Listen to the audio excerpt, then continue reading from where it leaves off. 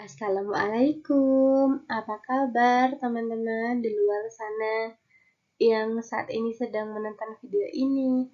Semoga sehat selalu ya, amin. Sebelumnya perkenalan dulu nih, saya Sita Wiria, anggota San Chapter Probolinggo, Divisi Danus. Nah, pada kesempatan kali ini, saya akan membahas mengenai pentingnya pencegahan stunting pada anak. Kalau begitu langsung saja ya untuk yang pertama pembahasan kita yaitu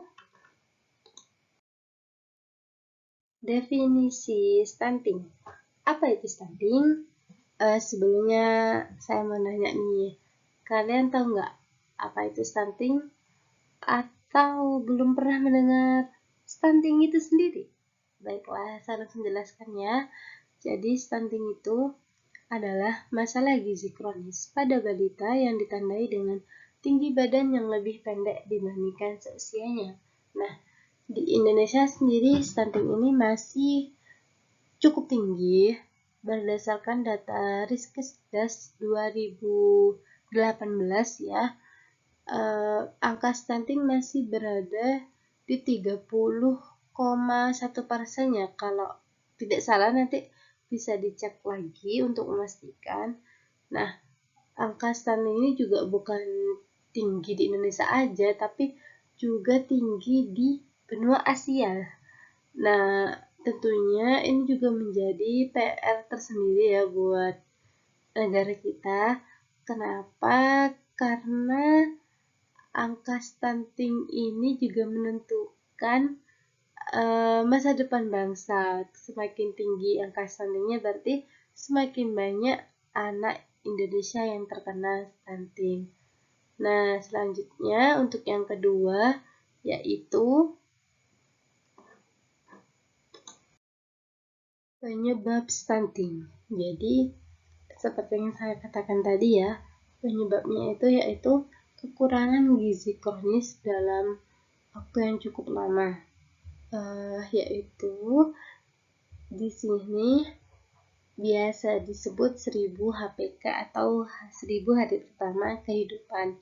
Jadi 1000 hari pertama kehidupan itu sangat menentukan atau masa krusial bagi seorang bayi untuk menentukan bagaimana kesehatan kedepannya atau pertumbuhan otaknya untuk bagaimana saat dewasa begitu. Apakah ada keterlambatan atau tidaknya.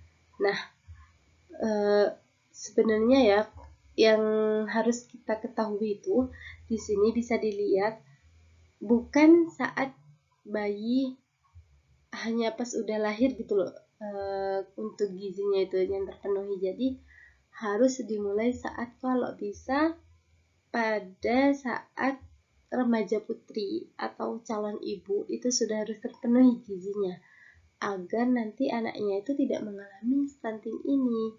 Jadi perlu diingat ya, bukan saat lahir. Jadi perlu dipenuhinya itu saat calon ibu itu sudah harus. Nah, untuk selanjutnya yaitu bahaya stunting. Jadi seperti yang saya jelaskan tadi bahwa pertumbuhan anak itu kan akan terhambat ya, menentukan masa depannya juga. Nah, salah satunya juga berdampak pada negara kita, negara Indonesia. Kenapa? Karena kan anak itu merupakan masa depan Indonesia yang bakalan memimpin gitu. Jadi kalau anaknya semuanya banyak yang stunting, anaknya pada nggak sehat, perkembangannya terhambat, justru anak-anak kita nanti tidak mempunyai daya saing yang tinggi. Kita kalah dengan negara-negara lain. Jadi sangat penting ya dalam pencegahan stunting karena selain berdampak pada diri anak itu sendiri, juga kan berdampak pada masa depan bangsa. Seperti itu. Nah, untuk selanjutnya ada ciri-ciri anak stunting. Yang pertama, ada keterlambatan pertumbuhan anak. Ini bisa otak maupun tubuhnya tadi. Terus anak juga lebih pendiam. tanda pubertas juga terlambat, anak juga mudah mengalami penyakit infeksi, berat badan tidak naik, dan pertumbuhan tulang tertunda. Nah, saya mau menekankan terhadap mudah mengalami penyakit infeksi. Nanti anak pada masa dewasanya itu akan mudah mengalami penyakit seperti jantung, diabetes, stroke, dan saat lansia kemungkinan resiko besarnya itu lebih besar untuk cacat. Jadi seumpama kan udah kena diabetes ya, pasti kan kemungkinan besarnya itu bakalan ada organ tubuh yang diamputasi, begitulah. Jadi memang sangat penting ya untuk pencegahannya, saya tekankan sekali lagi. Dan untuk selanjutnya yaitu cara mencegah stunting tadi agar masa depan anak selamat, agar masa depan bangsa juga selamat. Jadi yang pertama ada sanitasi, air bersih, jamban, dan cuci tangan. Kebanyakan masyarakat yang masih di desa-desa yang mungkin kesusahan untuk mencari airnya, atau mungkin karena ada faktor lain ya.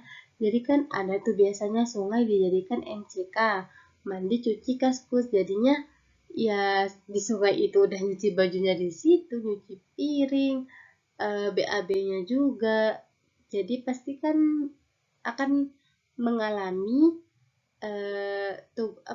infeksi gitu loh. Umpamanya nih airnya kotor ya, terus masuk ke tubuh kita. Nah, itu kan juga menjadi salah satu penyebab gizi kita juga bermasalah kalau kena infeksi terus-menerus seperti itu. Nah, dari jamban juga kalau pembuangan BAB-nya di sungai tadi, kalau tidak memakai jamban kan banyak bakteri yang gampang menular seperti itu. Dan cuci tangan juga sangat penting ya, karena ya tangan-tangan kita ini kan membawa kuman atau virus atau bakteri yang tidak kita ketahui. Jadi penting juga cuci tangan dengan sabun.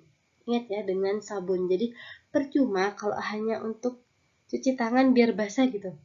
Itu percuma ya, jadi harus memakai sabun. Nah, untuk yang kedua yaitu pencegahan dengan pola makan. Jadi sesuai dengan gizi seimbang, ada itu namanya isi piringku. Mungkin saya tidak menjelaskan detail ya di sini, tapi intinya itu piring itu dibagi menjadi 4 bagian ya. Jadi ada karbo, protein, sayur, dan buah. Jadi karbonya sendiri itu bisa dari nasi, kita sebagai orang Indonesia ya tentunya. Terus proteinnya itu lauk pauk, bisa hewani atau nabati, kalau bisa ada dua-duanya lebih baik. Dan untuk kebutuhan vitamin, mineral, dan lain-lain itu didapatkan dari buah dan sayur, jadi juga sangat penting ya. Dan yang ketiga itu pola asuh, ada ASI, ada MPASI, imunisasi, pemantauan tubuh kembang. Jadi untuk ASI sendiri diusahakan anak harus mendapatkan ASI eksklusif selama 6 bulan. Jadi tidak boleh dicampur dengan makanan apapun dan dengan alasan apapun ya, karena memang paling baik itu ASI ya untuk anak 0 sampai 6 bulan. Mau itu air gula atau yang lainnya, kalau masih bisa ASI harus ASI begitu. Dan MPASI-nya juga dimulai dari anak 6 bulan ke atas, itu juga harus diperhatikan. Jadi jangan sembarangan MPASI dikasih yang manis-manis, snack-snack, itu tidak boleh ya.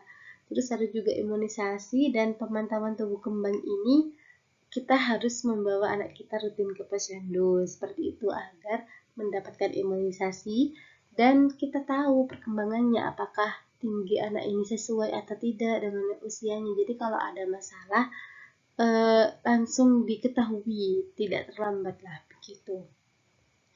Nah, mungkin itu saja yang bisa saya sampaikan pada kesempatan kali ini. Kalau ada pertanyaan-pertanyaan bisa nih komen. Nah, saya cuma mau menekankan satu lagi ya, betapa pentingnya mencegah anak agar tidak stunting, karena anak itu merupakan masa depan bangsa. Kasihan juga pada masa depan anaknya sendiri kalau anaknya tuh tidak sama pertumbuhannya dengan anak yang seusianya gitu. Nah, untuk kalian para remaja putri atau calon ibu nih ya, tolong diperhatikan juga ya gizinya, karena itu juga akan berdampak terhadap anaknya nanti stunting atau tidak. Jangan makan yang instan terus, kurangi kemasan, perbanyak kupasan. Jadi kita lebih perbanyak lagi makan buah dan sayurnya, dan itu menurut saya tidak perlu yang mahal ya, maksudnya buah juga harusnya buah anggur merah ya bisa didapatkan di sekeliling kita saja begitu. Baiklah, kurang lebihnya saya mohon maaf. Wassalamualaikum warahmatullahi wabarakatuh.